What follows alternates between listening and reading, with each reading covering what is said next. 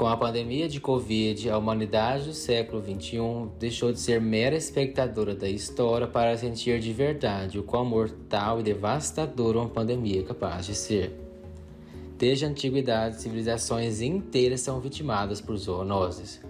A epidemia de varíola há 3.000 anos que atingiu o faraó Ramsés II, a peste bubônica responsável por diminuir drasticamente a população mundial, a trágica gripe espanhola de 1918, que matou o equivalente a 5 vezes o número de mortos na Primeira Grande Guerra. De lá para cá, a letalidade de novas doenças não parou e muitas vieram para ficar, como o vírus pandêmico do HIV, que se tornou endêmico. E agora tivemos a pandemia de Covid-19. Mal deu tempo de vacinar toda a população e já surgiram infecções pela varíola dos macacos. A rapidez de contágio dessas novas doenças demonstra que, no mundo interconectado de hoje, não há região que esteja imune ao que ocorre nos lugares mais remotos do planeta.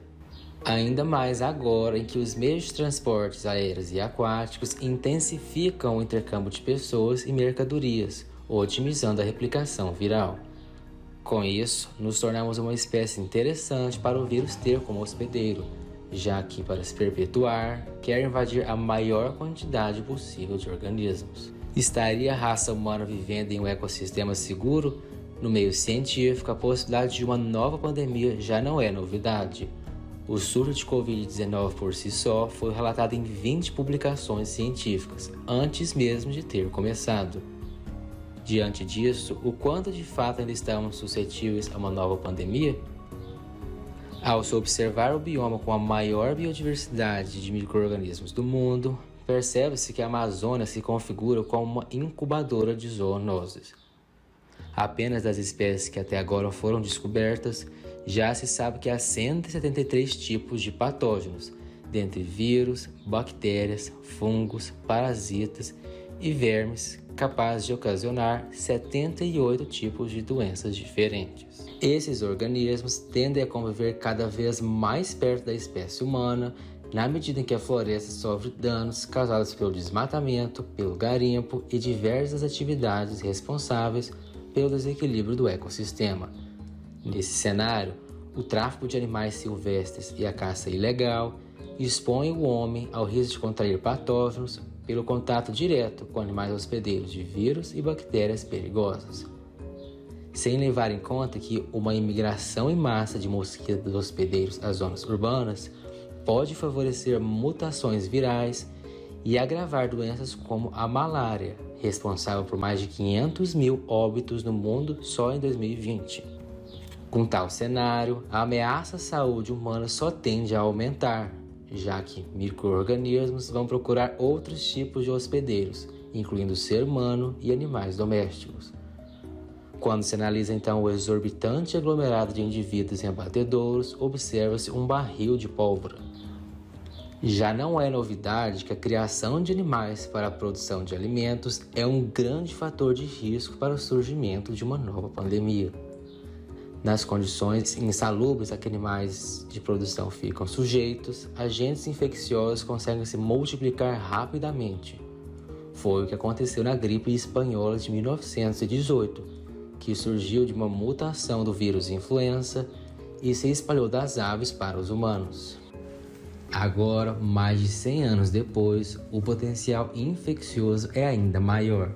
Nunca antes na humanidade houve uma quantidade tão grande de animais aglomerados em condições insalubres.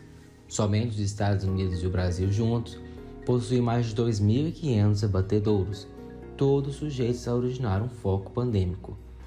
Uma vez que porcos, galinhas e pássaros em geral são hospedeiros naturais de uma influenza, observa-se um alto potencial de uma pandemia nas próximas décadas, especificamente pelas variantes influenza H5N1 e H7N9. As ameaças a nível mundial não param por aí. Nos sistemas de esgoto e tratamento sanitário, observa-se a proliferação de bactérias cada vez mais resistentes a antibióticos. Isso devido ao uso intenso desses medicamentos que são despejados nas redes de esgoto. Quando se analisa a situação de regiões da Ásia, evidencia-se o hábito de se alimentar de animais exóticos, Refeições, incluindo a carne dos mais variados tipos de espécies, revelam a intensa exposição da espécie humana a patógenos epidêmicos. A carne de morcego, por exemplo, é considerada uma iguaria. Acontece que os vírus da família Coronaviridae são comuns em morcegos. Mutações espalhadas em seus poleres podem contagiar outros mamíferos e depois criar um foco mundial de infecção. Embora a civilização tenha sido desenvolvida para promover a saúde humana, a persistente ameaça de uma nova pandemia global, ocasionada pela má relação do homem com o meio ambiente, demonstra que não aprendemos o suficiente com as experiências anteriores. Por outro lado, não há mais que se falar em pandemia como um evento isolado que ocorre a cada 100 anos. A tarefa mais importante para todos os países é fortalecer sua capacidade de identificar e responder a surtos onde e quando eles ocorrem. Isso inclui compartilhar o sequenciamento genético de patógenos em bancos de dados globais.